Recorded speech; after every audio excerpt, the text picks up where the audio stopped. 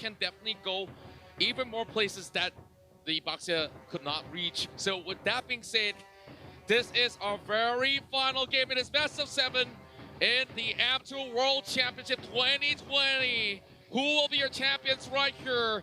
Pop it in the chat. And if you guys are in the cinema, make sure you scream it out loud. Is it Burmese Ghouls? Is it Bren Esports? Back and towards the land of Dawn for our last matcher. Casters, it's been a long day, but we need a champion at the end of the day. We do need a champion. Burmese Ghouls, Bren Esports. One last game.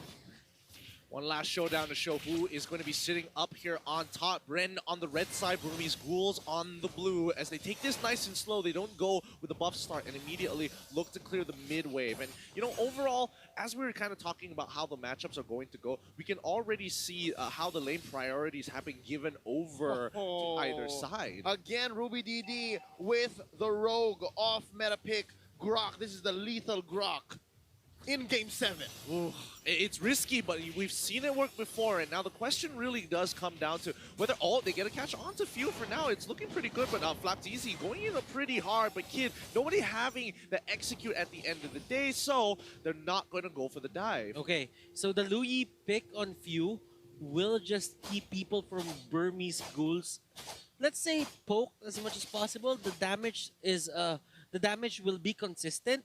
So Burmese Ghouls, there might be times here when they are going to take objectives that they would just opt to go for that just because they don't have full HPs. It's not even just about the full HP. Yeah. It really does come down to who is going to win this level 4, and it is leaning more towards the Burmese Ghouls, but under specific conditions here. Because Bren Esports, overall, you look at their composition, it's like, yeah, this makes sense. They go in, they take the fight, full team fight, plenty of AOE damage, lots of magic damage, got a pick, got a Lusty with that pick. It's almost perfect. But then you look at Burmese Ghouls and you see that King's Calling, and you're like, ooh, that's kind of a problem, because if we count the number of mobility skills and spells coming out from Bren, that's at least 4 of them. Actually, that's at least 4 of them, yes. Yep. So again, great read here by the Burmese Ghouls, playing the reactionary lineup despite being on blue side. The genius mind of Coach Panda here in action now. Turtle started here by Ace, and he's going to put a few beads on it. Again, Brody doing well for Bren Esports in game number 6, here game number 7. How the tables have turned now, the fight has begun inside the river. Order Brilliance now popped here by Kid. He wants out. That's 1 ult counted down for each side as the Puissance is in. For Flapteezy, they disengage. Okay. I mean, Kid can't switch over the Chaos Darkness anyway, so still he is going to be relevant in this turtle fight. Games take longer, then that means it favors the side of Bren. Now, look at that magnet, the yin and the yang. Diversion is there. Hold up, here we come. Bren, fakes it. They're going to continue the fight, though, up north. Few, first blood. Here comes D. He starts it strong. That's going to be a disengage, and now Bren is disincentivized for going into this first turtle take. Hold up, they still want more. That's going to be Flapteezy. Blazing Duet out of here, and yeah, it's a push and pull. Yeah, it really is. And Few, unfortunately, making the mistake. He tried to fake it out with the rest of his team, especially with that fast rotation coming in from Bren Esports, and the rest of the team wants to get in. Now, Flapteezy, he jumps right on top of Kid. He drops on the Toys Poissons, as well as the Rejuvenate, in hopes that Lusty gets in time. He flickers on backwards, kicks back, Ace into the fight. The King's Calling is up, but the damage has been done. Loyi getting a double kill so early into this game. Oh, Few! He's so close to dying, doesn't get hit by the Nature's Bear, but he gets hit by the Wild Charge at the end of the day. Ruby DD, the next to fall. Huge win for Bren. And Bren Esports, they are finding the trades. Burmese Ghouls not backing down. And you could see a lot of things working to the side of Bren Esports there. The kick on Ace was perfect. That's just what they needed at that certain point in time. The exact target. Now, quick item check before the 5-minute mark. That's already tough boots onto Lusty. Flapteezy picks up the Raptor Machete. He uses the ult to disengage. That's 2 chasing down onto him. And look down bottom. This is actually some pressure onto Ruby DD. I think Bren Esports have had it with this surprisingly lethal Grok. Yeah. This is the first time that we see him hugging the shirt. I mean, they have to make sure that he doesn't get too far away here. Because again, Grok with the power of nature, very annoying. Oh, he gets hit by a lot of bullies here as well as the chrono finisher as well. But now they're trying to jump on top of Rebo. Oh, they almost catch him as well, forcing him to use the Purify, and the rest of Burmese Ghouls, they pull back. Big plays. Ooh, Fatizi, what happened? 1 HP? I guess he was dueling with the two up top. And, Lapulunox. he calls it quits, yeah. Lapulunox is Oh, just hold way up! too good. Blazing duet by Khalidi. Yeah, down goes maybe. Kid can't answer back. Interesting entrance by Bren Esports. And right now, they're trying to go for this push, looking for a conversion. Ace puts a few beads, gonna be popping the torn apart memory from here on very soon now. Oh, nice wild charge here by Ruby DD, and they decimate Bren Esports from underneath their own tower. 3 for none. The Ghouls are feeling it. They are pouncing back. They're looking to really turn this into the brawl. And D, he knows that he has to throw himself under the fire. And Flaptizi, he's going to be dropping. Oh, he gets peeled Nice back. move. It's a great pull, but he does force out the Rejuvenate. And nobody can really deal with him thus far. Not enough damage. Can he get the Cyclone's Eye in time? He gets hit by the stun. Maybe steals the Cyclone's Eye, but Flaptizi, he's like, nah, Shield Unity, and I'm rolling out. Okay, this is one of the things that Burmese Ghouls is really good at. And Ruby DD, Ooh. they've been going for a lot of these, what's the name of the ultimate of the Grok? Wild charge. Wild Charge. This is for the longest time we haven't used Grok in the meta, and this is the first time that he was used. Wild Charge with the Flicker. They've been using that time and again, and it's almost always certain that he's gonna be very near onto those rocks and just knock up the enemy. Yeah, that's what's so nice about Ruby DD's build here. Nice knock up here. Oh, what an alley-oop! Salmon Force from underneath. In comes maybe though King's Calling, keeping people down. No way. That's gonna be Lusty. Oh my God, the tag team is in effect. Now, that's going to be Few from the backline losing the Kid. It's a duel, Mage on Mage action, and that's going to be the wipeout on 2 Few. Oh!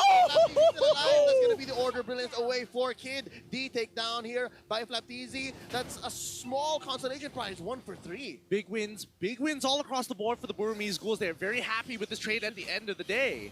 They should be holding on for Bren Esports, Burmese Ghouls. This is going as the way they planned it. They get pickups, they get kills, they control the mid-game, they make the most out of Ace, mid-game spike. That's it.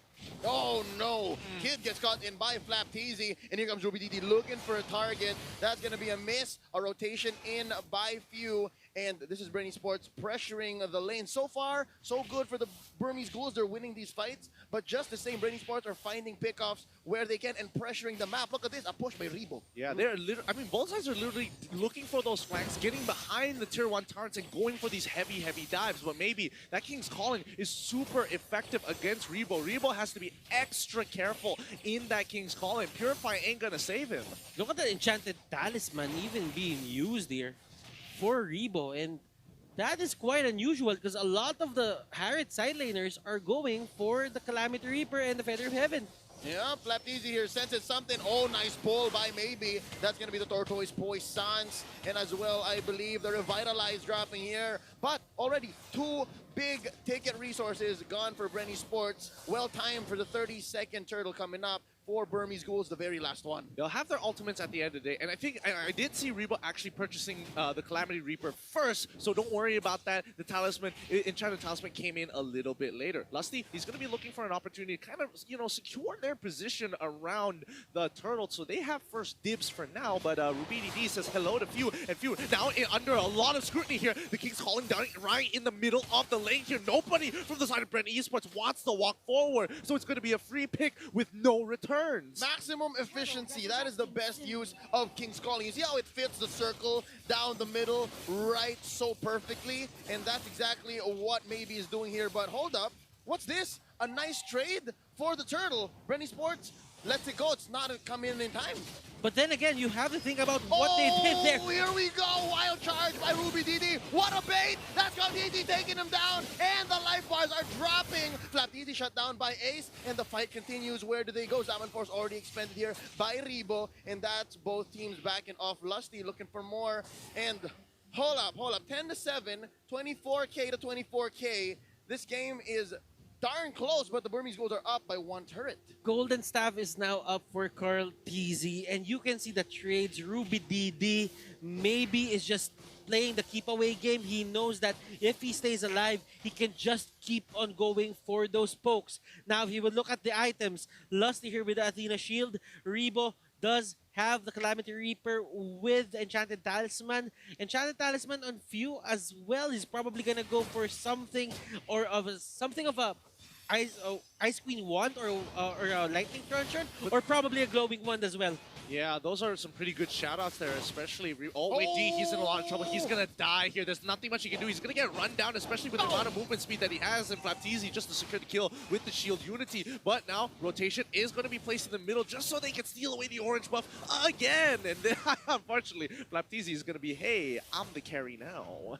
Oh, actually, that is the case, and now Kid gets caught in here. That's going to be quite a hit from the back line as Ruby DD goes in with a wild charge. Maybe here, caught out Flapteezy inside the the purple pit, and that's going to be the back out. Oh, nice knock up, nice way of the dragon, but they take out Flapteezy first. Lusty still in here, Flapteezy, blazing duet. He's trying to get one. That's going to be Kid, and they back out. Oh, nice power, nice swing by Ruby DD, but it's not enough. Double kill here for Carl TZ, 2 for 1.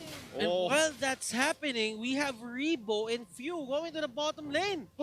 Lord's up, Lord's up, it's free. Lord's up, and they gatekeep the Burmese Ghouls from walking up forward. They made sure they teleported right in front of the base, making sure that they're standing on towards the top right side, just in case if D wanted to get a little bit more physical with them. But now they have the River Crab under their side. Cartesi is kind of huge in these situations, and as of right now, Ace, he's got the burst damage, but Cartesi, he's got some strong AoE. Remember, the last time that they picked the Claude, it was relying on Claude alone. The damage output came from him alone. Right now for Bren Esports, they have this insurance policy. They have Rebo and the Harith, and both of them will have to carry the damage of this team. Not to mention, Few just purchased the Necklace of Durance, and that's going to be very, very helpful, especially against Ruby DD as well as D. And let's see how this fight, as it's about to occur, they want to look for that big engagement. Here we go, Lord at about a 1/6 of his health. That's going to be a reset. Flapteezy already pops here. The Poissons rolling out.